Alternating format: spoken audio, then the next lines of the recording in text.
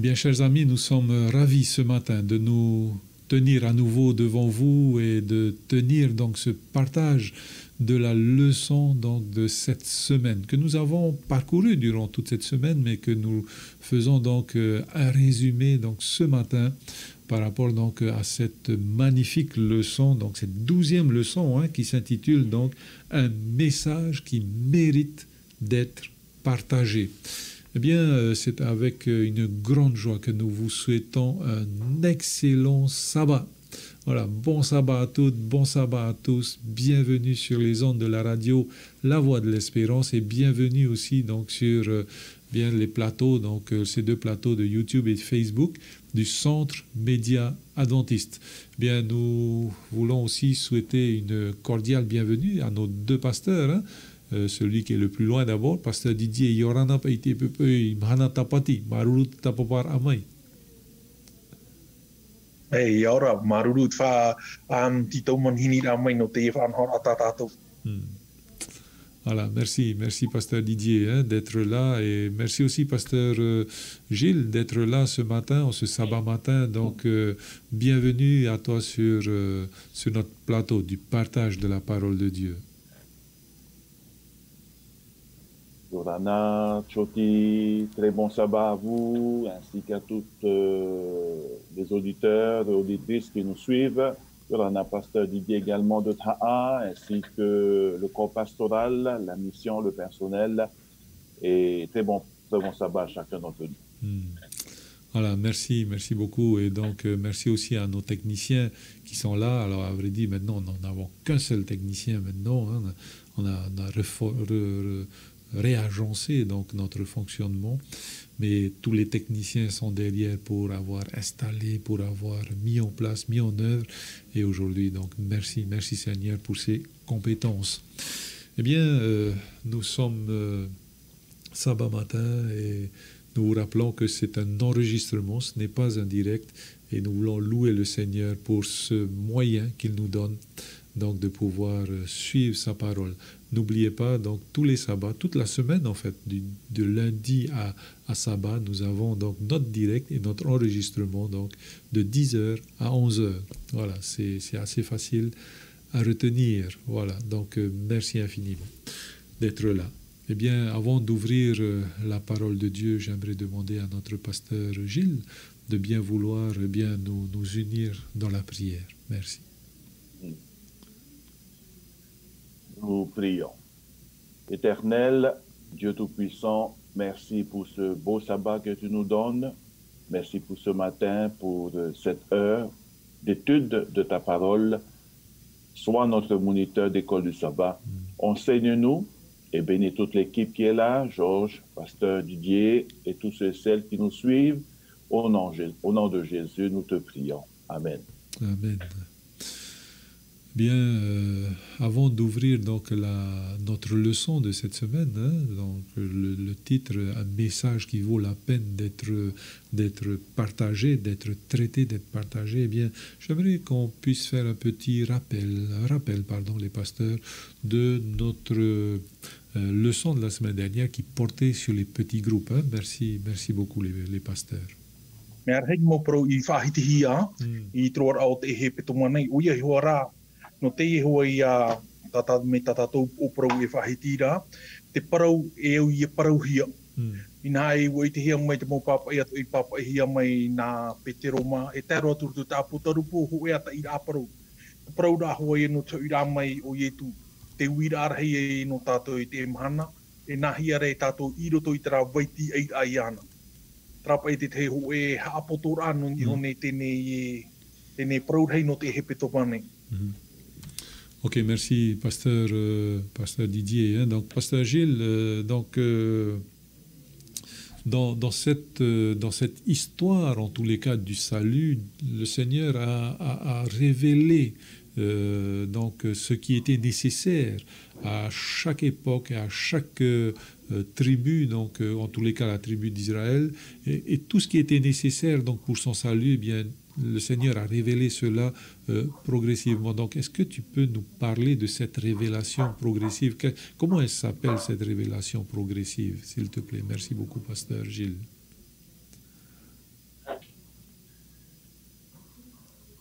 Oui, Georges, nous avons une leçon vraiment formidable cette semaine. Nous avons passé vraiment des moments exceptionnels en étudiant cette leçon de l'école du sabbat, un message qui mérite d'être partagé.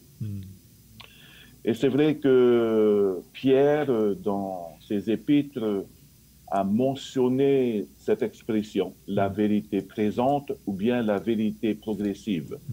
Si nous étudions cette expression, et si nous connaissons bien notre Bible, de Genèse à Apocalypse, nous pouvons déduire qu'à chaque temps, à chaque génération, Dieu avait eu pour chaque peuple, pour chaque génération, un message bien spécifique.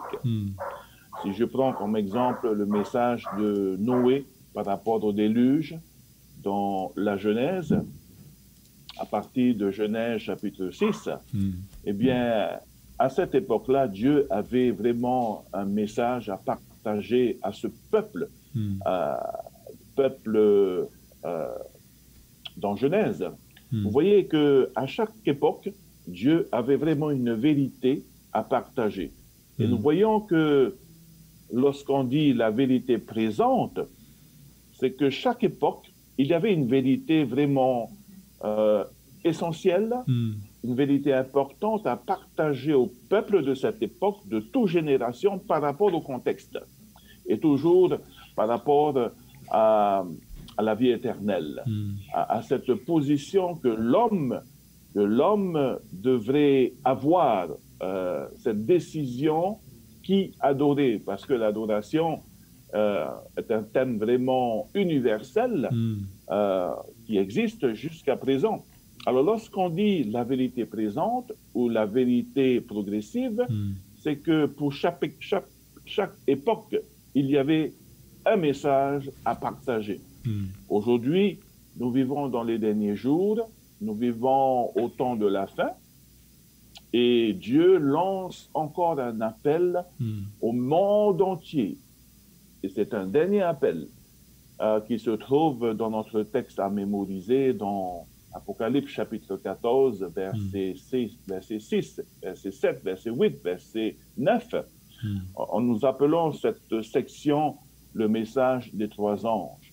Et si nous étudions le premier message, l'appel de Dieu, que Dieu a lancé à travers son peuple, quel peuple? Vraiment un peuple spécial qui est mentionné dans Apocalypse chapitre 12. Nous appelons ce peuple l'Église du reste, le reste de la femme. Donc, le reste de la femme est une Église spéciale dans les derniers temps, avec un message spécial pour un événement spécial qui est le retour de Jésus et pour un lieu spécial qui est le royaume de Dieu. Donc, en quelques mots, voici quelques pensées par rapport à notre introduction de ce matin, mon ami Georges. Merci beaucoup, donc, Pasteur Gilles, pour cette belle introduction. Pasteur Didier, Pierre, donc, je vais lire le texte. Pasteur Gilles vient de citer donc, Pierre, donc le texte se trouve dans 2 Pierre, chapitre 1, verset 12. « Voilà pourquoi je prendrai soin de vous rappeler ces choses, bien que vous les sachiez et que vous soyez affermis dans la vérité présente. » Qu'est-ce que c'est que cette vérité présente, Pasteur Didier? Merci beaucoup. Oui, parau tapetero ina aroi afai ko ia parau o te ai mauro hia ina oi o te fofu atito fahiti hia tona pro fahiti tona pro ina hara hoi ai te ara to ra i te i tai mai i tona ra tau i te tau hoi o petero i papa i o nei protrapo no tra promo o i hei to i tu ia whanoro ar amai ku haparo ar amai i o toku i tata nei, trai ati ei no prau o Emanuela, i atua i o tātou nei. I ona hei tātou ar anō te pipiri atua, tu i te tohiara te prau no te tene toru, o tuparo te tiara. I nā e muta ai hura te wera tara piri a te taata i o te atua te tau aparau a. E muri mai o i te ia tara taera. I te hiara I roto I trata e ra, te atua e te tata, I roto no hoa tene te penetoru, te tipa hau a te atua I te tata. Te pira I ana no te ha, o ia mau, I to tana pira te I te hiara te papa I te parau e haruru tō roto tōna e ronga reo. E re ra te rie te haruru e te mea re wariri o ia. E haruru ra no te parau no te ara kua I parau e o ia e atamu te hiaro o e muri no mai tēnei whanhau a ai I rawa ahuru māpē. Mo whanhau ahau mai a te atua tō e rā te anu kataata. I aura o ahau, e nene e I aura traura na apiti e tōna rā whaora. Te mea e tā petero I papa I muri mai, nā e ua whanoro mai I tōna rā ue tau. E tau a parau maura, e vai ai o ia e tēnā tūtopea. Tatato ia tumu mau no te ie nei e te tomane.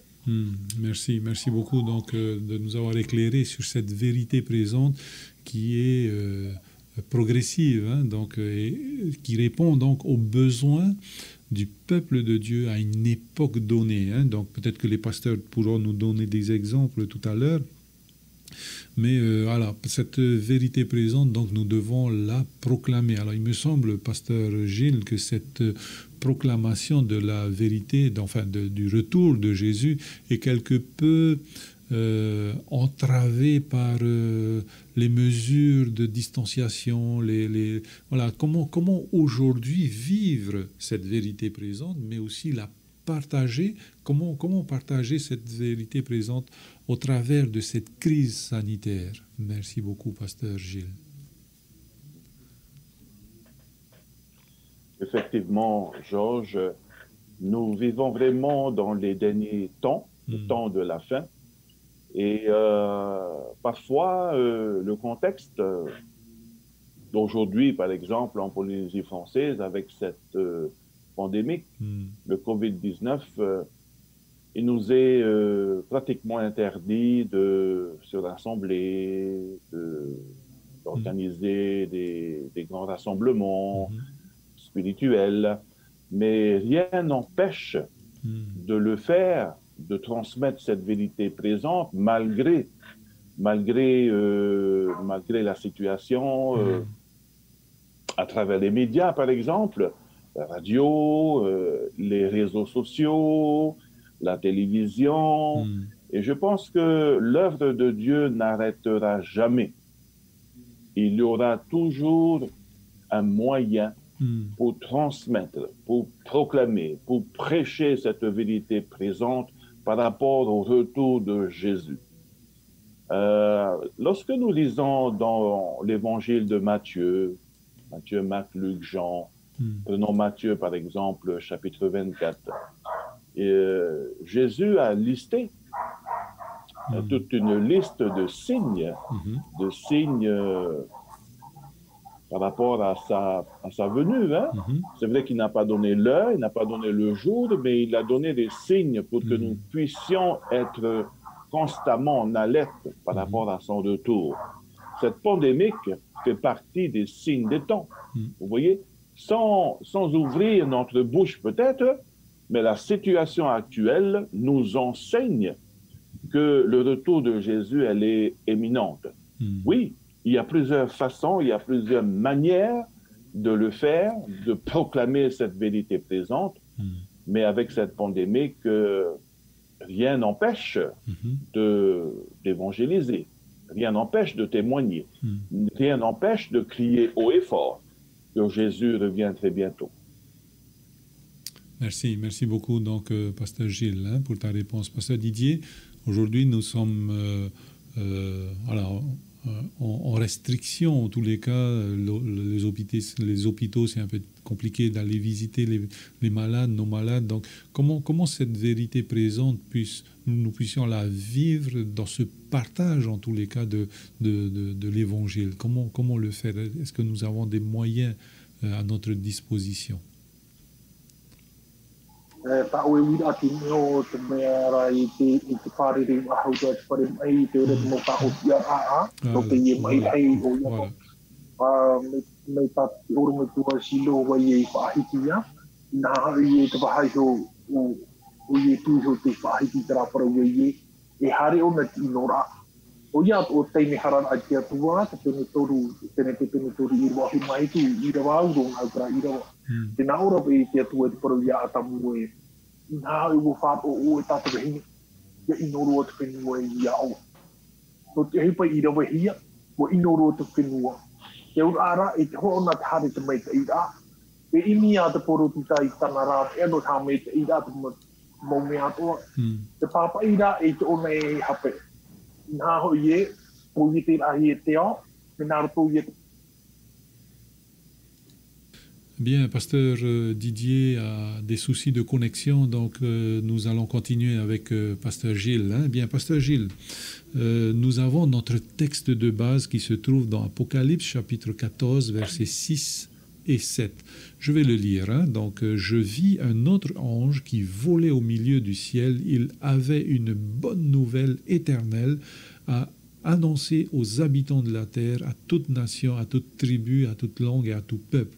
Il disait d'une voix forte, « Craignez Dieu, donnez-lui gloire, car l'heure de son jugement est venue, et prosternez-vous, bien adorez, prosternez-vous devant celui qui a fait le ciel, la terre, la mer et les sources d'eau. » Beaucoup d'idées, beaucoup de vérités, sont ancrées dans ce texte-là. Hein.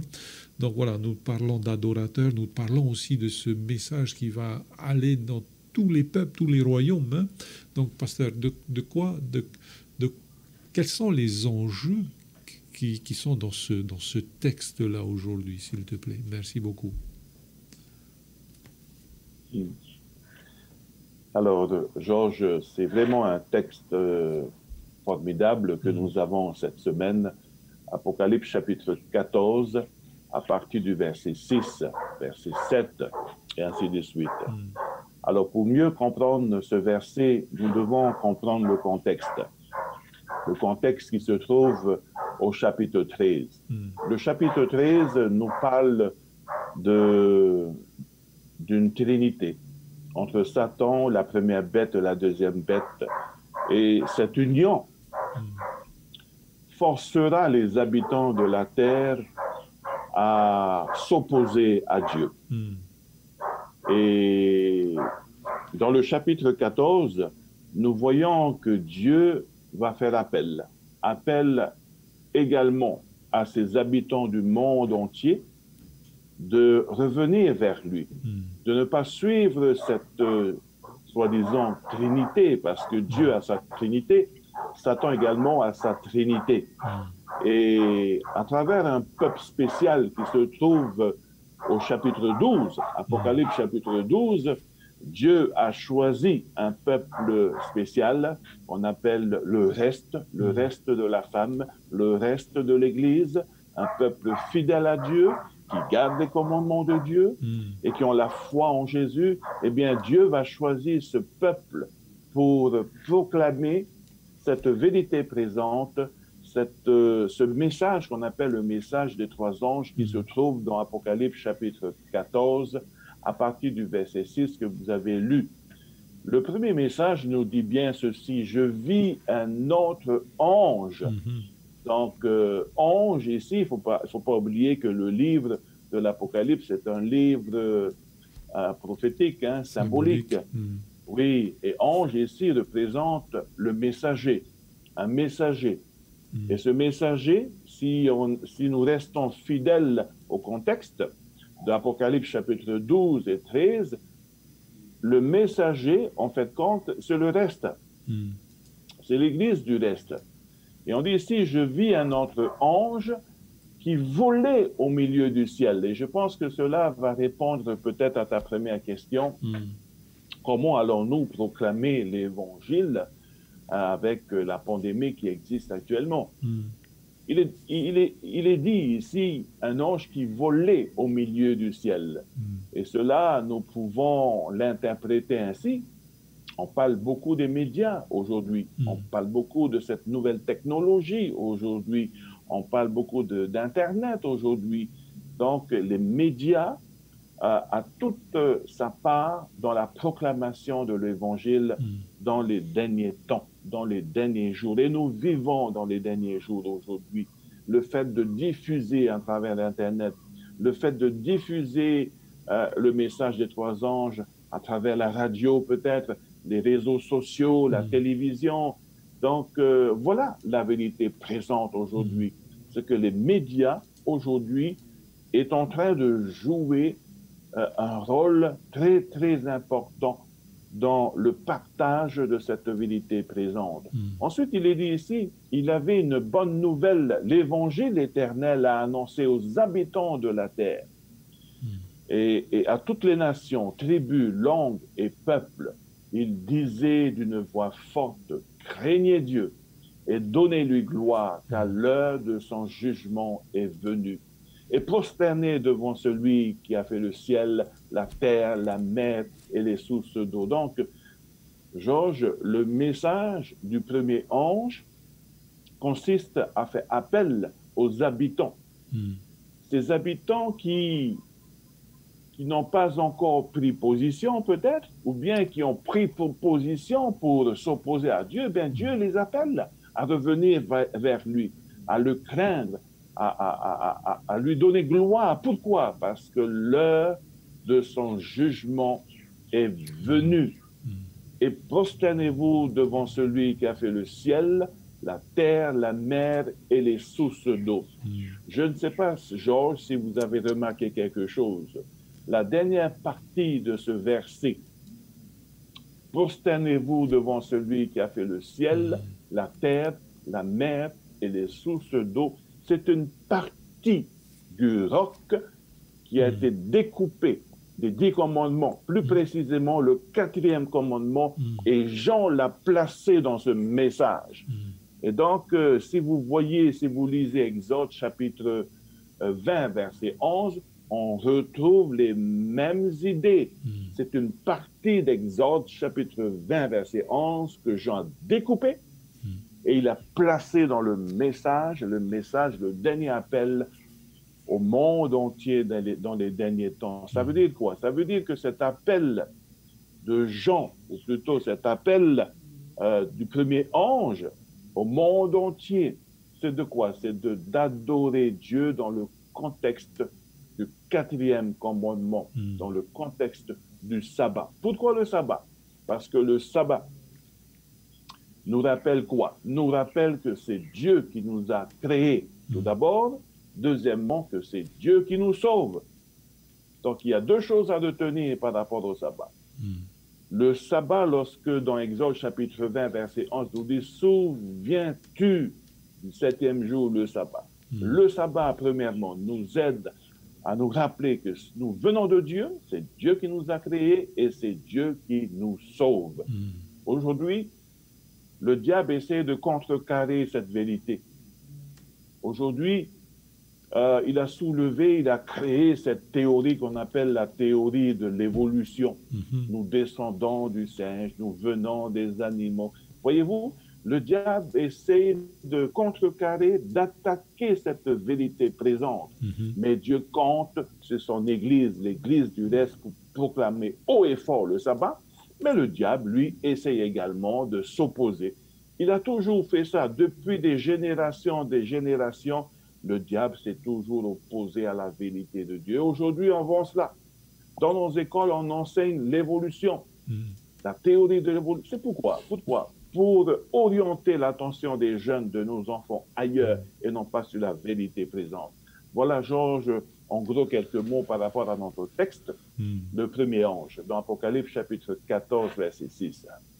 Merci beaucoup, pasteur, par rapport donc à ce texte qui est fondamental, en tous les cas, pour ce retour de Jésus. Alors, dans d'autres textes, nous voyons dans Ecclésiaste chapitre 12, versets 13 et 14, pardon, écoutons la fin du discours, « Crains Dieu et observe ses commandements ». Dans 1 Corinthiens 6, versets 19 et 20, donc c'est glorifier Dieu. Donc voilà, par rapport à cette adoration, il y a cette notion de crainte et cette notion donc de donner gloire à Dieu. Est-ce que tu peux nous parler un petit peu de cette notion de crainte surtout et donner gloire à Dieu? Merci beaucoup, pasteur, qui est relayé d'ailleurs dans l'Apocalypse. Oui, tout à fait. Alors, il faudrait comprendre que Jean, lorsqu'il a écrit le livre de l'Apocalypse, il a écrit le livre de l'Apocalypse avec ses propres mots. Et donc, dans cette partie, le premier message au monde lancé par Dieu, il dit « Craignez Dieu et donnez-lui gloire ». Mais lorsque vous lisez les écrits de Jean ailleurs, l'Évangile, les épîtres de Jean, vous constaterez que craindre est lié au fait de garder les commandements de Dieu. Donc, craindre, c'est une sorte de révérence, de respect, d'obéissance. Et lorsque Jean paraphrase cette idée, ces expressions qu'il a déjà écrites dans son évangile, dans ses épîtres, donc, il dit tout simplement craignez Dieu. Craignez Dieu, donnez-lui gloire. Donc, l'idée de Jean dans cette expression, c'est d'encourager, de faire appel aux habitants de la terre d'obéir à Dieu, de le respecter, d'être révérent à Dieu et de le glorifier. Donc, les 10 commandements, l'obéissance des 10 commandements, nous la voyons ici dans cette révérence, dans cette expression « craignez Dieu et donnez-lui gloire ». Lorsque vous avez parlé d'Ecclésiaste chapitre 12, verset 13, verset 14, verset 15, parfois nous oublions de lire le verset 16, parce qu'au verset 16, il est dit ceci, « Car Dieu amènera toute œuvre en jugement au sujet de tout ce qui est caché, soit bien, soit mal. » Vous voyez? Donc, nous avons beau peut-être cacher nos faiblesses, cacher quelque chose dans notre cheminement avec Dieu. Il y a peut-être arrivé à un moment donné, on ne pourra plus cacher parce que Dieu voit tout. Et dans Ecclésiaste, chapitre 12, verset 16, il est dit qu'à Dieu amènera, il parle du futur. Donc, pour Salomon, le jugement était dans le futur. Mais lorsque vous lisez l'Apocalypse, nous vivons dans les derniers temps aujourd'hui. Jean dit que le jugement a commencé. Donc, vous voyez un peu?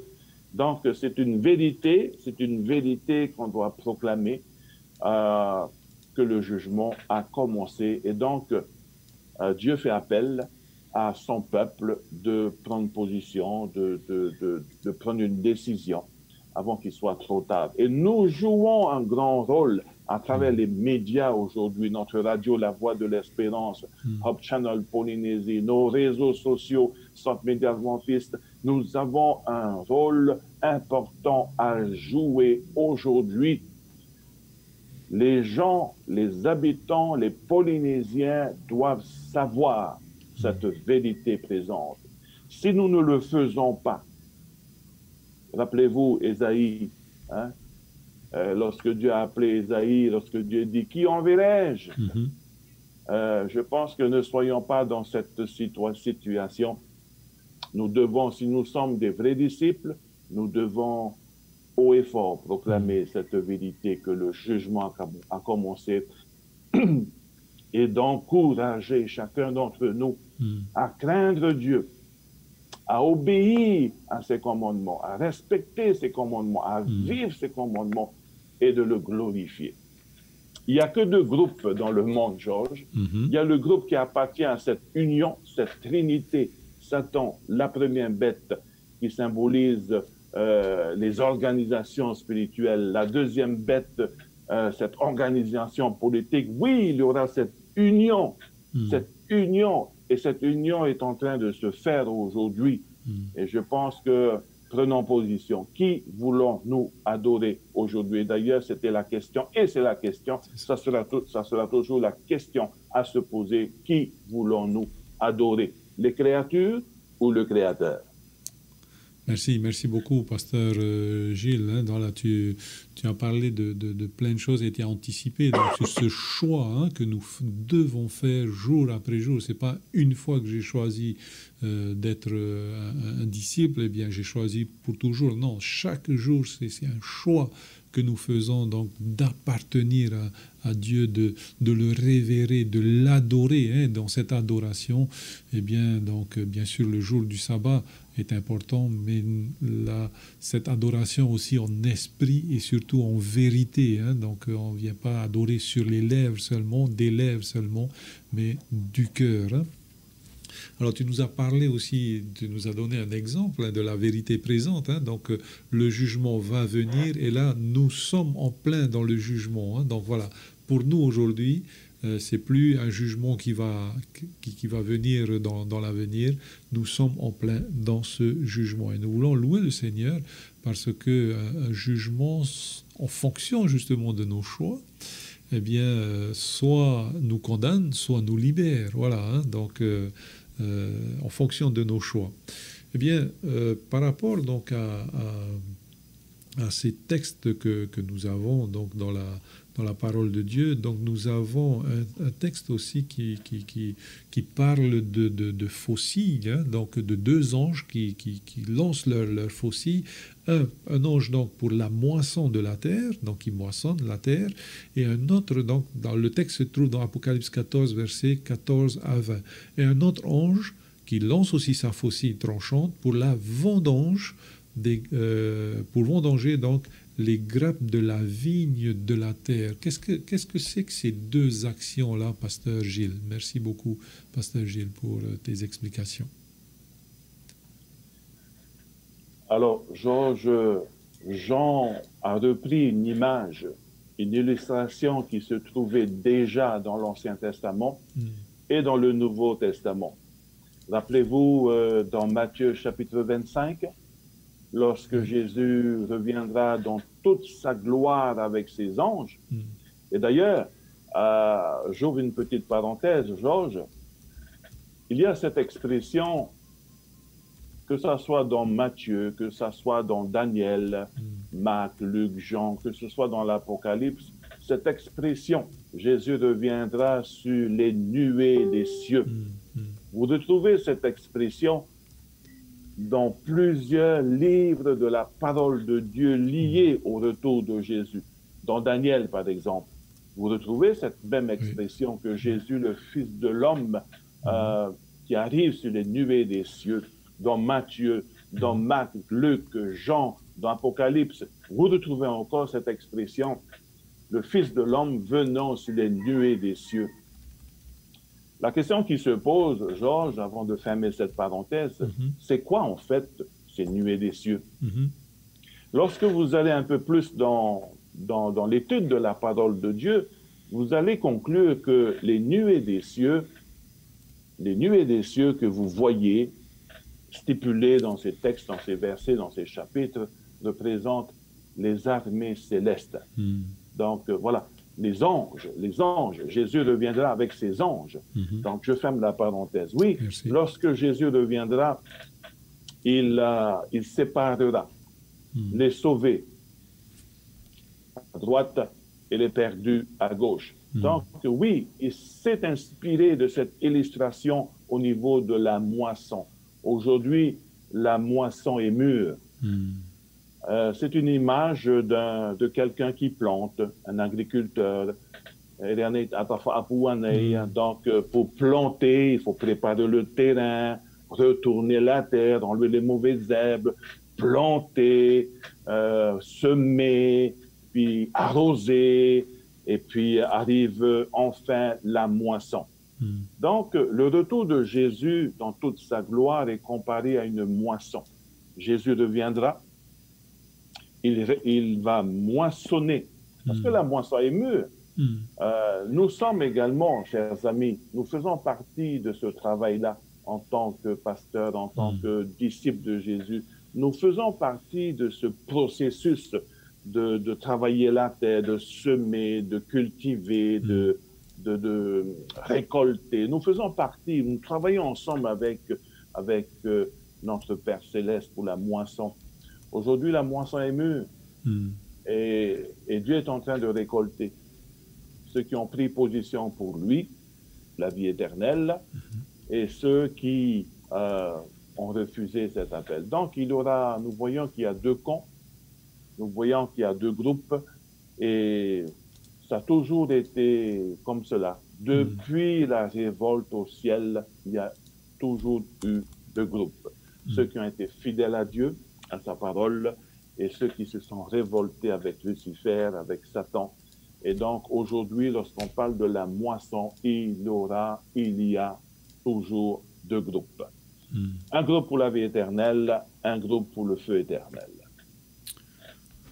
Ok, merci beaucoup, donc, pasteur Gilles, hein, par rapport encore à cette, une autre approche donc, de ces deux groupes. Hein. Jésus, dans sa prière de Jean chapitre 17, verset 15, nous dit « Je ne te prie pas de les ôter du monde, mais de les préserver du mal. » Voilà, donc l'Apocalypse, Jean en tous les cas, nous dit de sortir de Babylone. Comment être dans Babylone et pas de Babylone? Comment un chrétien aujourd'hui qui est inondé donc de soit la sécularisation, soit voilà, plein de distractions en tous les cas, comment être dans le monde, parce qu'il faut qu'on soit dans le monde pour pouvoir évangéliser, pour pouvoir annoncer cette bonne nouvelle. Mais comment se distinguer de ce monde-là et ne pas pécher, de les préserver du mal? Merci beaucoup, pasteur Gilles. Cela me fait rappeler l'histoire de Daniel. Où était Daniel lorsqu'il a eu ses visions? Où était Daniel lorsqu'il a prié 3 fois par jour? Où était Daniel lorsqu'il a vécu ses expériences personnelles très proches avec Dieu? Il était où? Il était à Babylone. Cela nous enseigne qu'il est tout à fait possible de vivre à Babylone tout en faisant l'expérience de notre foi. Il y a des gens, des personnes extrémistes qui disent non, il faut sortir de Babylone, on ne peut pas vivre à Babylone comme ça, il faut s'isoler dans la nature. Non, Dieu nous a placés dans ce monde pour prêcher cette vérité. Et par l'exemple laissé par Daniel et autres personnes dans l'Ancien Testament, ces exemples nous démontrent vraiment qu'il est tout à fait possible de vivre dans ce monde tout en respectant nos valeurs spirituelles. Et d'ailleurs, Jésus a prié, le texte que tu viens de souligner dans Jean chapitre 17, c'est une prière de Jésus adressée à Dieu en faveur de ses disciples. Il les envoie dans le monde comme toi, Père, tu m'as envoyé dans le monde. Aujourd'hui, il est tout à fait possible de vivre dans le monde, tout en respectant nos principes, tout en respectant nos valeurs, nos convictions spirituelles. Cela dépend de notre relation avec Dieu. Nous avons une très bonne relation avec Dieu, eh bien, nous pouvons le faire. Si nous ne nourrissons pas cette relation personnelle de la parole de Dieu jour après jour, on peut tomber, on peut faillir. Donc, le secret, c'est de vivre une relation personnelle avec Jésus jour après jour, dans la prière, dans l'étude de sa parole. Et oui, tout est possible de vivre dans Babylone, rester dans Babylone, parce que si nous allons sortir des grandes villes, de ce système, qui va prêcher? Qui va prêcher? Qui va proclamer haut et fort ce message, la vérité présente? Donc, restons-y, parce que le Seigneur nous a promis qu'il sera toujours avec nous, tous les jours. Et remarque que Matthieu, Marc, Luc, Jean, Jésus a fait la promesse à ses disciples, « Je serai tous les jours avec vous jusqu'à la fin du monde ». Et le livre de l'Apocalypse nous donne la certitude, nous démontrera que comment Jésus va tenir ses promesses malgré les fléaux, malgré les plaies qui vont s'abattre dans le monde. Il va démontrer comment il va tenir ses promesses. Il sera toujours avec nous, jour après jour, jusqu'à la fin du monde. Merci, merci beaucoup, Pasteur Gilles, pour ces belles explications. Alors, nous allons venir sur un autre point qui est aussi important dans le livre de l'Apocalypse, dans Apocalypse chapitre 14, verset 1. Nous lisons, je regardais et voici l'agneau se tenait sur la montagne de Sion et avec lui 144 000 personnes qui avaient son nom et le nom de son Père écrit sur leur front. Donc voilà, il y a une marque pour le peuple de Dieu. Et dans Apocalypse 14, toujours le même chapitre, versets 9 et 10, un autre ange, un troisième, le suivit qui disait d'une voix forte, « Si quelqu'un se prosterne devant la bête et son image, il reçoit une marque sur son front et ou sur la main, il boira lui aussi du vin de la fureur de Dieu. » Donc voilà, le peuple de Dieu est scellé, le peuple de Dieu, enfin, est marqué, et le peuple de Satan aussi est marqué. Hein. Qu'est-ce que tu peux nous en dire plus, Pasteur Gilles, par rapport à les choix que nous faisons, donc détermine dans quel camp nous serons, mais c'est cette marque-là, on a beaucoup parlé de la marque de la bête et du sceau de Dieu. Hein. Merci beaucoup, Pasteur Gilles. Vous savez, Georges, c'est une étude assez importante. On n'a pas vraiment le temps de développer cela, mais ce que je peux vous dire, c'est que dans Apocalypse chapitre 13, ce système qui existe, c'est-à-dire ce système œcuménique, si on peut dire en quelque sorte, la première bête et la deuxième bête vont s'unir avec le diable pour imposer leur marque sur la main droite de chacun ou sur le front. Et cette marque est 666. Aujourd'hui, regardez sur les réseaux sociaux. Vous trouverez des milliers de théories sur la marque de la bête. Des puces, vaccins et patati et patata. Vous savez, ce sont des bruits, des choses qu'on poste sur les réseaux pour attirer l'attention du monde ailleurs. Donc, c'est ce que le diable essaie de faire, en inventant des choses, puces, etc. C'est pas ça la marque de la bête. La marque de la bête est une marque invisible pour qui tu prends position par rapport à l'adoration. Qui veux-tu adorer? Le Dieu créateur ou ce système? Et donc, Dieu est omniscient. Il voit vraiment ce qu'il y a dans ton cœur, dans ton esprit. Il n'y a que lui qui peut discerner, qui peut détecter notre choix.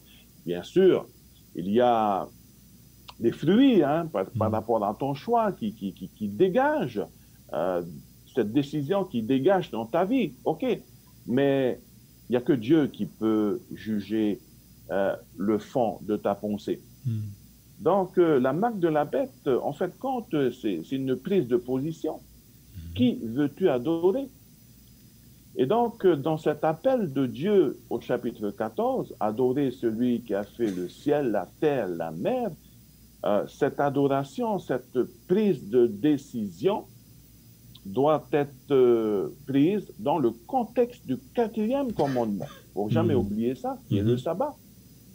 Donc, on pourrait dire, oui, eh bien, cette décision pourrait être quelque chose de visible à cause du sabbat.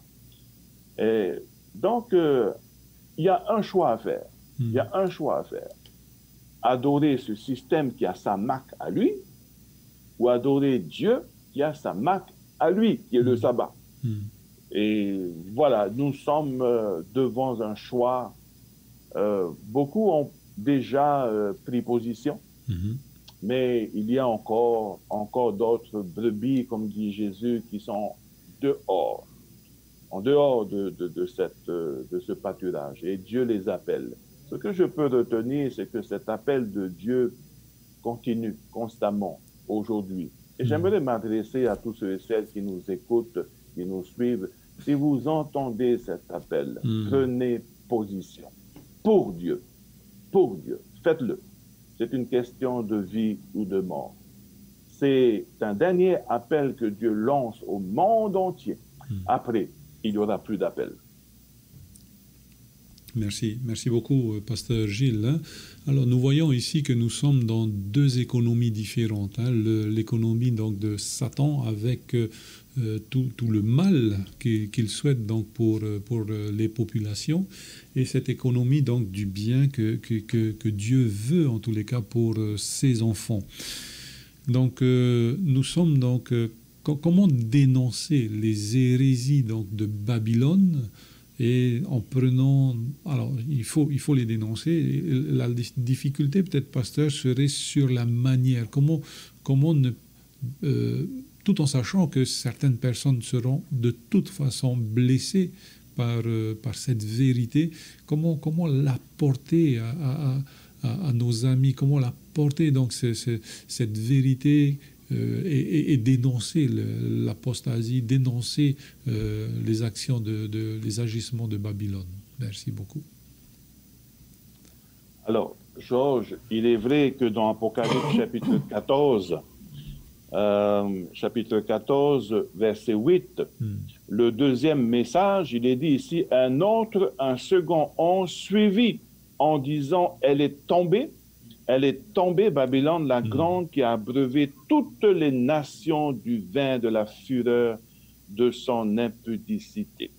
Donc, le deuxième message de l'ange consiste à pointer du doigt ce système. Et il dit bien ici, elle est tombée, Babylone la grande. Rappelez-vous que l'Apocalypse signifie quoi? L'Apocalypse signifie apo. Apo veut dire qui vient d'eux. Calypso veut dire dévoiler. Dévoiler. Quelque chose qui est caché. Et lorsque nous voyons le deuxième message ici de l'ange, on dit ici que Babylone la grande est tombée. En quelque sorte, elle est dévoilée. Babylone est dévoilée. Autrement dit, les masques sont tombés. Babylone est dévoilée aujourd'hui. Grâce à qui? Grâce au livre de l'Apocalypse, grâce au livre de Daniel, grâce à la parole de Dieu. Et grâce également à l'histoire du monde. Parce que comment interpréter la parole de Dieu?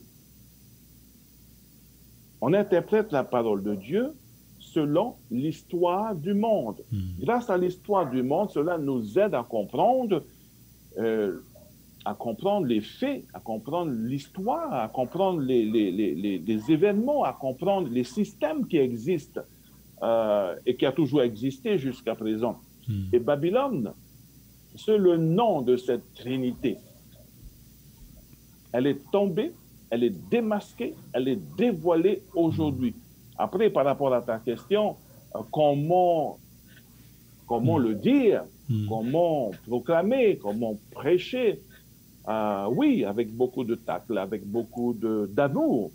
Mais vous savez, la vérité blesse toujours.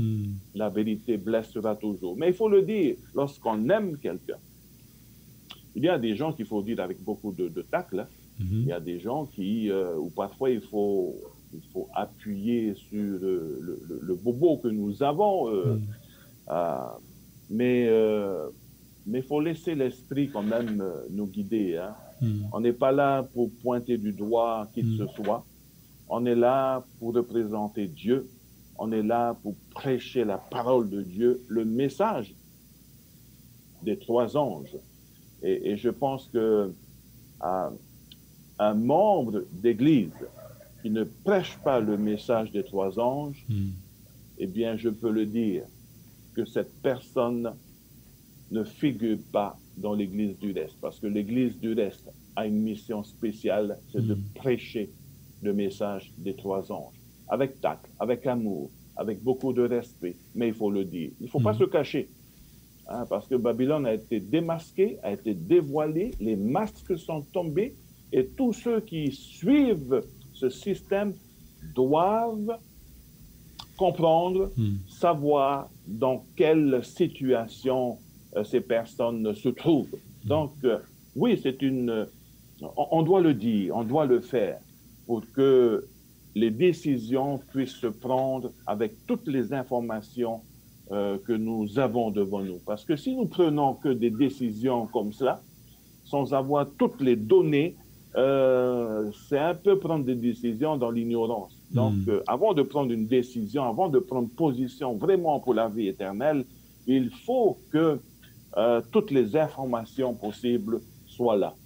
Et à partir de ces informations, à partir de ces vérités, nous prenons position. Merci beaucoup, Pasteur Gilles. Alors, une autre question. Alors, je vais lire Apocalypse chapitre 14, verset 12. C'est ici la persévérance des saints qui gardent les commandements de Dieu et la foi de Jésus. Alors, par rapport à cette persévérance des saints, qu'est-ce qui nous aide, tu as vu, on a donné l'exemple de Daniel, mais qu'est-ce qui peut nous aider à faire le bon choix tous les jours? Donc ça, c'est tous les jours d'un chrétien, et surtout face aux tribulations qui vont arriver. Donc nous aurons des tentations, mais nous aurons aussi des tribulations devant nous. Comment faire aujourd'hui pour que lorsque les tribulations arrivent, eh bien, cette persévérance, eh bien, puisse, voilà, est-ce que c'est la persévérance? Quels sont les clés, les moyens qui nous sont donnés pour pouvoir, eh bien, aujourd'hui, comme devant les tribulations, eh bien, faire ces bons choix pour Dieu? Merci beaucoup, pasteur. Georges, c'est un grand problème aujourd'hui. Beaucoup de personnes ont pris position pour Dieu. Ils ont marché avec Dieu. Ils ont sillonné avec Dieu, cheminé avec Dieu, mais arrivé quelque part dans leur cheminement, ils ont commencé à se décourager, à ne plus persévérer, à abandonner la foi, à abandonner l'Église, à abandonner Dieu. C'est un grand problème aujourd'hui dans le monde chrétien. Et parfois, on se dit qu'on a tout donné, et puis parfois nous avons l'impression que nos efforts n'ont servi à rien. On se décourage.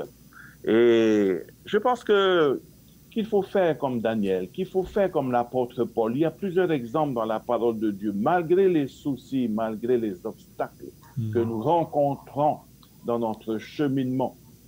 L'exemple de Paul, avec tous les malheurs du monde retombés sur lui, il n'a pas abandonné la foi. Au contraire, avant de mourir, il a dit « J'ai combattu le bon combat ».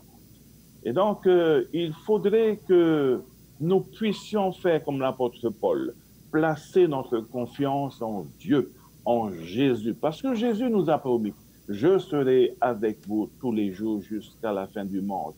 Et si nous plaçons notre confiance en lui, même si parfois l'horizon semble s'obscurcir, mais plaçons notre confiance en lui, apprécions la délivrance de Dieu. Amen. Regardez Moïse dans l'Ancien Testament, Moïse devant la mer Rouge, beaucoup murmuraient, beaucoup étaient là, mais pourquoi tu nous as menés ici? Vous voyez, nous vivons dans un monde de murmures, mais vous voyez comment Dieu a ouvert la mer Rouge, miracle vraiment aux yeux de l'homme, c'est impossible. Donc, plaçons notre confiance en lui et apprécions notre délivrance jour après jour. Si nous avons besoin d'une délivrance aujourd'hui, Dieu le fera. Si nous avons besoin d'une délivrance demain, eh bien demain, Dieu le fera. Donc, plaçons notre confiance, utilisons nos problèmes pour grandir dans la foi, au lieu de les utiliser pour s'éloigner de la foi. Donc, tous nos obstacles, tous nos problèmes, utilisons-les pour grandir dans la foi. Enracinons-nous dans la parole de Dieu. Merci beaucoup, donc, Pasteur Gilles, par rapport donc, à tes réponses. Alors, j'ai une dernière question, donc, Pasteur Gilles. L'Apocalypse se termine par une belle invitation de Jésus. Apocalypse 22, verset 7 d'abord. Voici, je viens bientôt. Donc une promesse. Hein. Heureux celui qui garde les paroles de la prophétie de ce livre, du livre de l'Apocalypse. Et dans Apocalypse 22, verset 20, dit « Celui qui atteste de ces choses dit « Oui, je viens bientôt. Amen. Viens Seigneur. Hein. » Donc voilà, l'Esprit dit, verset 17, l'Esprit dit à l'épouse, et l'Esprit dit à l'épouse, viens. Et que celui qui entend dise, viens. Et que celui qui a soif vienne. Que celui qui veut prenne de l'eau vive gratuitement. Donc voilà, une belle invitation donc, dans cette fin par rapport donc, à la parousie, par rapport au retour de Jésus. Tout le monde est invité, Pasteur Gilles? Oui, bien sûr, bien sûr.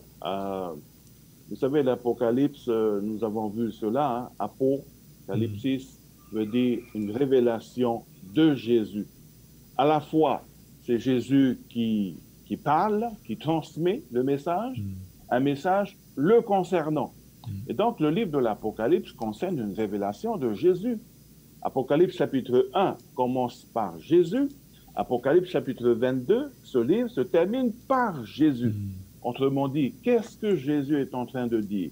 Il est en train de dire à nous, aujourd'hui, qui vivons dans les derniers temps, qu'il a toujours été là. Il a toujours été là pour son peuple. Il le sera toujours avec nous et pour toujours. Donc, la présence de Jésus dans chaque génération jusqu'à présent, elle est assurée. Donc, le livre de l'Apocalypse, oui, se termine par Jésus, commence par Jésus, se termine par lui. Donc, cela nous dit que n'ayez pas peur. Jésus est là. Donc, beaucoup de gens placent les gens dans la peur. Non, c'est pas un livre qui fait peur, au contraire. C'est un livre de Jésus, concernant Jésus et de lui.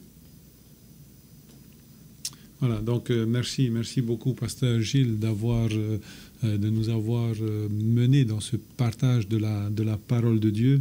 Alors nous allons nous quitter sans pour autant oublier certaines informations. Hein. Ce matin, pour ceux qui ont eu le plaisir donc de suivre l'émission Vérité présente, eh bien c'était à 7h du matin sur Polynésie la première.